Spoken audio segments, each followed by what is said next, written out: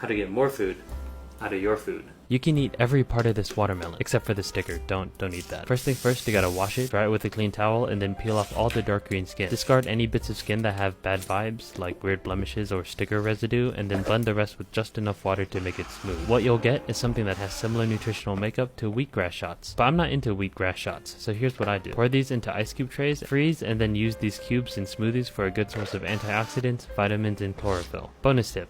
A super easy and fun way to cut a watermelon is to cut it in half through the middle. Face the one half cut side down and then cut 1 inch thick watermelon slices one way, rotate 90 degrees, and do the same the other way. This will give you cool, easy to eat watermelon sticks. An easy way to eat the rind is to make pickles. Any basic pickling solution works really well, but for extra credit you can make watermelon rind kimchi. I'll teach you a base recipe that you can customize however you want. For every pound of rind, add half a tablespoon of salt, mix and let sit for 30 minutes before mixing again and waiting another 30 minutes. Then thoroughly wash the rinds with fresh cool water to get rid of excess salt, and then for every pound of rind add 1 tablespoon of rice wine vinegar, 2 minced garlic cloves, 2 tablespoons of gochugaru, and a 1/4 cup of watermelon juice. This base recipe is vegan and gluten free, but from here you can add other vegetables like onions, carrots, or ginger, or other flavors like fermented shrimp, fish sauce, sesame oil. Go crazy with it. And for the watermelon fruit itself, well, I'm sure you could figure it out.